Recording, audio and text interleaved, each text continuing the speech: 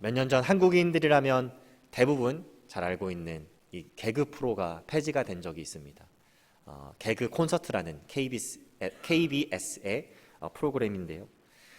21년 동안 장수하던 이 프로그램이 더 이상 재미가 없다라는 이 비판을 잠재우지 못하고 이제 폐지가 되게 되었습니다. 당시 많은 개그맨들은 이제 자신들의 이 개그를 선보일 수 있는 큰 무대가 없었다라는 것에, 그리고 자신들의 일자리를 잃어버렸다라는 것에 좌절하고 또 실망하면서 많은 눈물을 흘리긴 했는데요. 이렇게 프로그램이 폐지가 되어버린 것이 오히려 많은 개그맨들에게 기회가 오히려 된 것을 우리가 요즘 보게 됩니다. 공중파이기 때문에 걸려있던 많은 제약에서 벗어나서 자신들이 하고 싶었던 개그를 이제 유튜브와 같은 플랫폼에 옮겨서 더 자유롭게 하게 된 것이죠.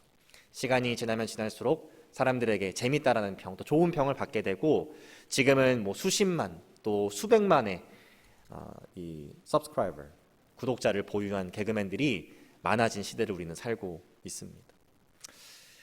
우리의 삶 가운데는 이렇게 위기라고 여겨질 수 있는 순간들이 오히려 기회로 바뀌게 되는 상황들이 종종 있는데요.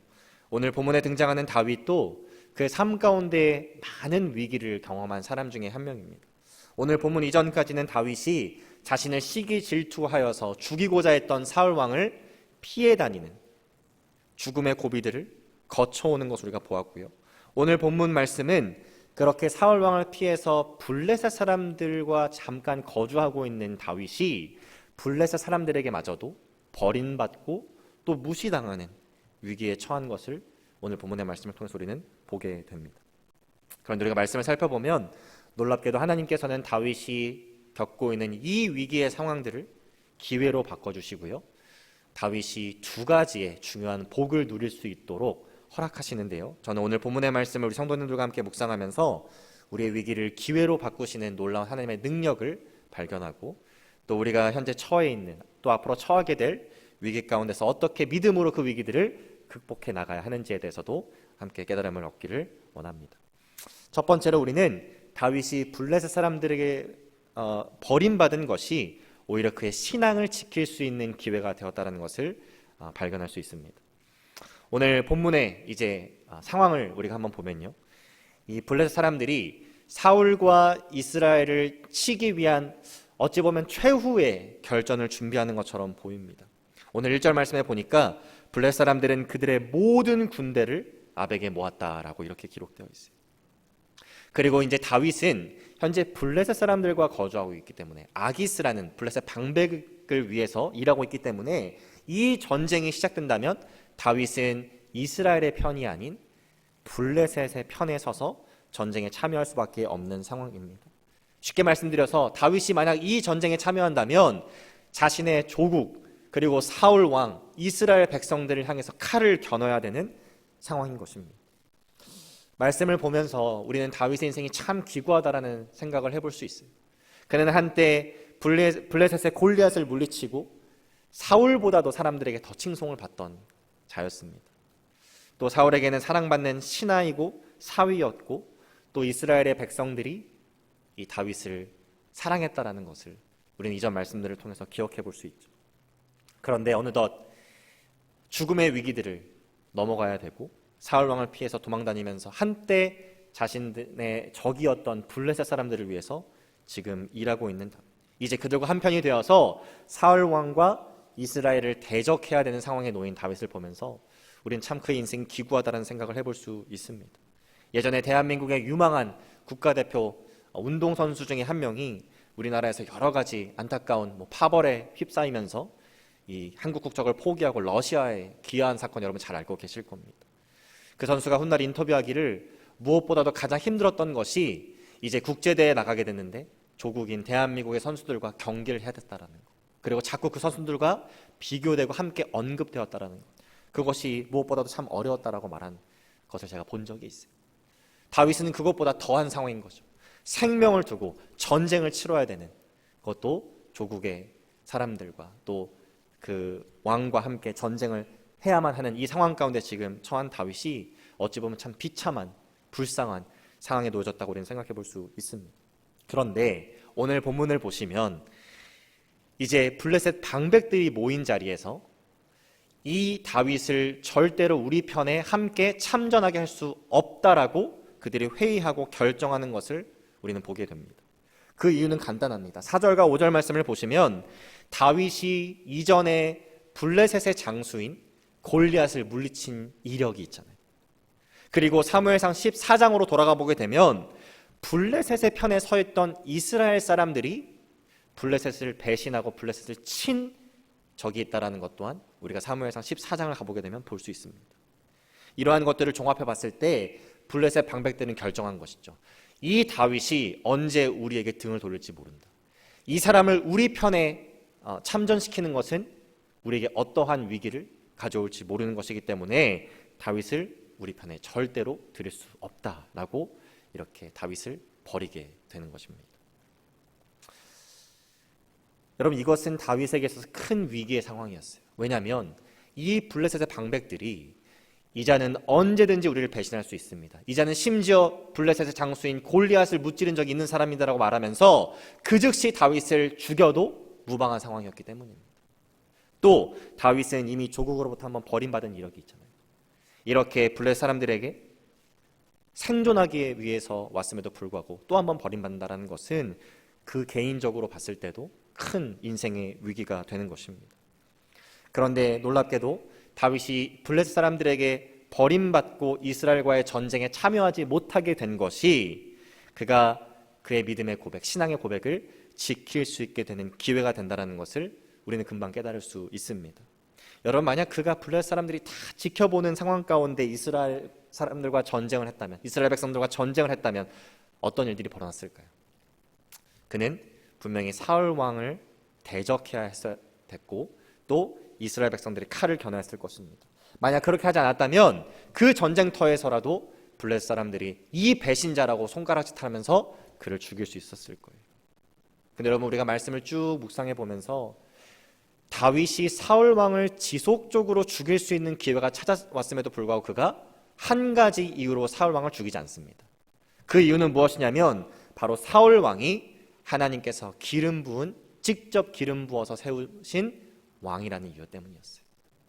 다윗은 사울 왕을 충분히 죽일 수 있는 기회가 찾아왔음에도 불구하고 내 손에 피를 묻혀서 하나님께서 세우신 왕을 내가 직접 죽임으로 말미암아 내가 하나님께 대적하는 일을 하지 않겠다라는 믿음의 고백을 해왔습니다. 만약 이 전쟁에 참여했다면 그 믿음의 고백을 더 이상 지키기가 어려웠겠죠. 하나님께서는 이 블레셋 사람들에게 버림받는 위기를 통해서 다윗이 범죄하지 않을 수 있도록 은혜를 베풀어 주신 것입니다. 2010년도에 이 한국 프로축구팀 중 대구 FC라는 팀이 있는데요.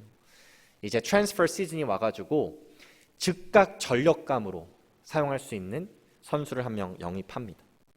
그런데 이 선수가 팀에 오자마자 바로 부상을 당하게 된 거예요.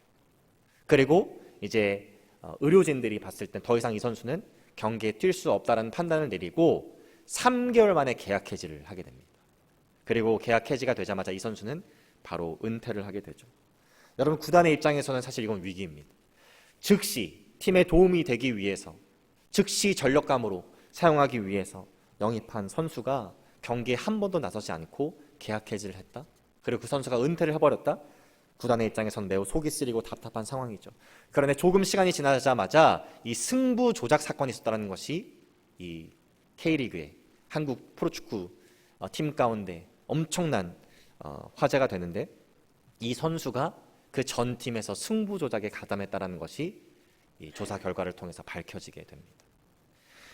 여러분, 만약 이 선수가 이 새로운 팀 대구 FC에 와서 경기를 뛰기 시작했다면 어떤 일이 벌어졌을까요? 분명히 승부 조작에 또 가담하기 시작했겠죠. 그리고 이 구단은 승부 조작에 가담했다라는 선수가 있는 구단이라는 엄청난 이미지 타격을 입을 수밖에 없었을 것이고 또 많은 경찰 조사를 받아야만 했었을 것입니다. 오히려 그 선수가 부상을 당하고 계약 해지를 한 것이, 그리고 그 선수가 3개월 만에 그 팀을 떠나고 은퇴를 해버린 것이 이 구단에게는 위기로 느껴질 수 있었겠지만 돌아보면 오히려 그 팀의 기회가 된 것이죠.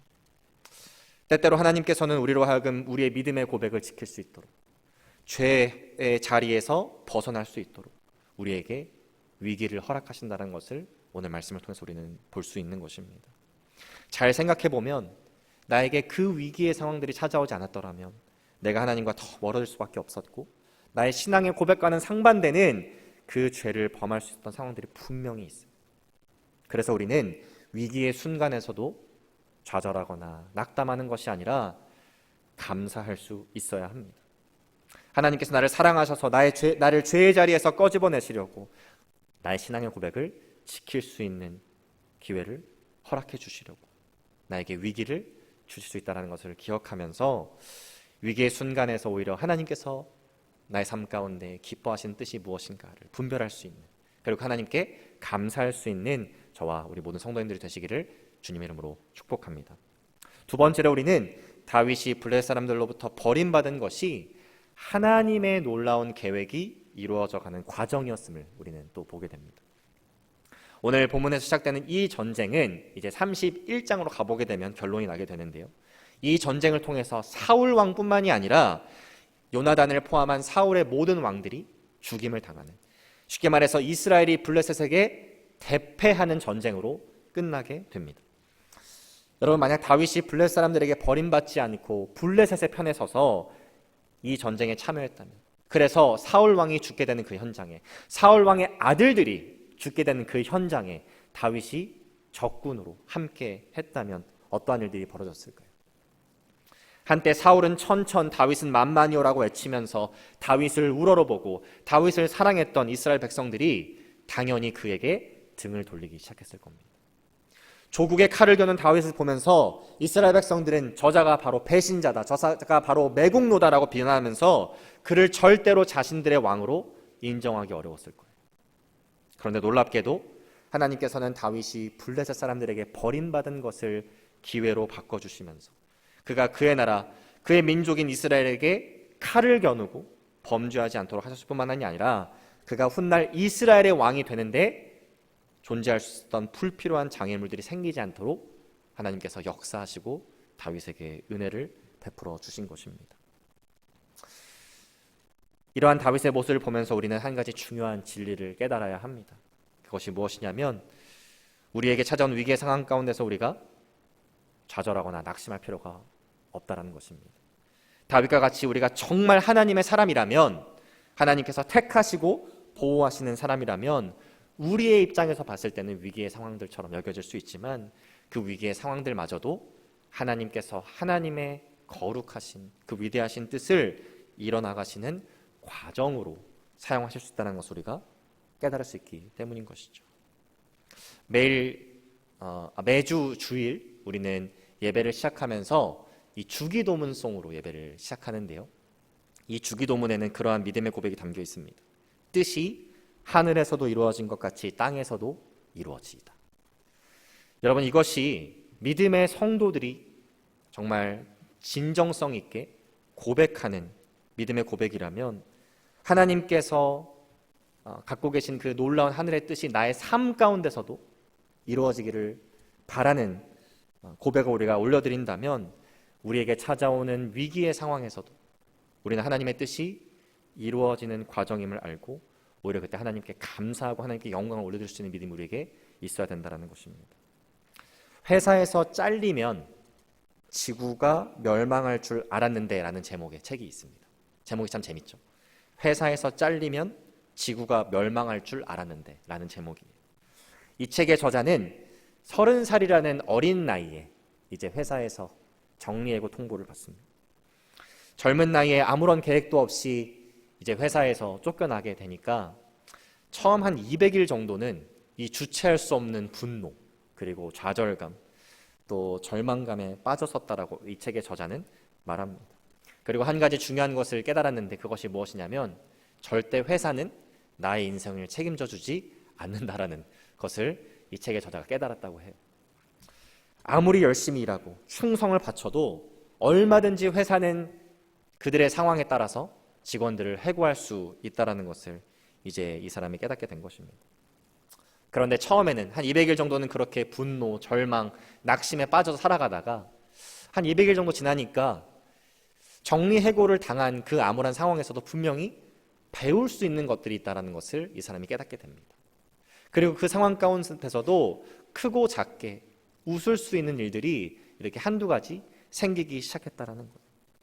그리고 이 해고받은 후에 삶을 잘 생각해보고 글로 써내려가다가 출판사에서 이렇게 책을 쓸 수 있는 기회도 제공받게 되었다고 합니다.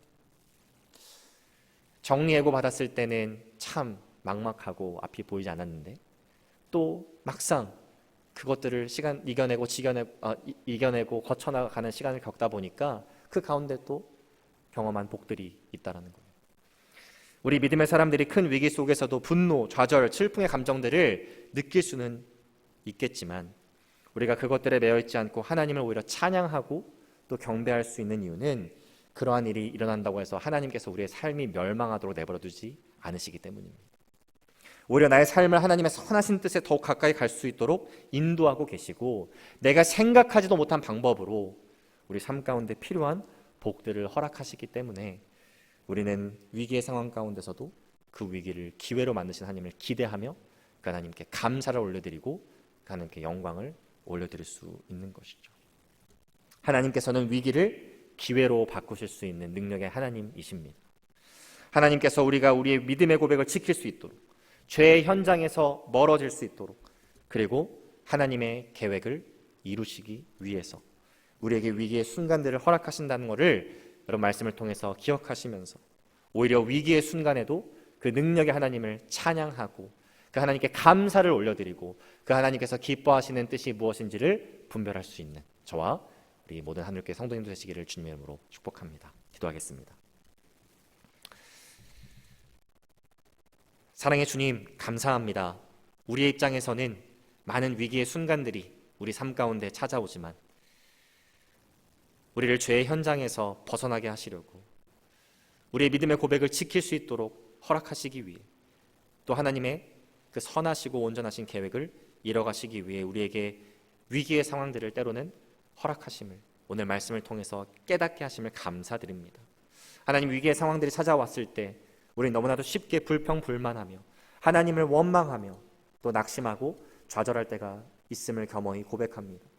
하나님, 오늘 말씀을 기억하면서 위기를 기회로 바꾸실 수 있는 능력의 하나님을 우리가 찬양하고 그 하나님께 감사를 올려드리며 그 하나님께서 기뻐하시는 뜻이 무엇인지를 먼저 분별할 수 있는 성숙한 믿음이 우리 모두에게 있을 수 있도록 은혜를 베풀어 주옵소서. 감사드리며 예수 그리스도 이름으로 기도합니다.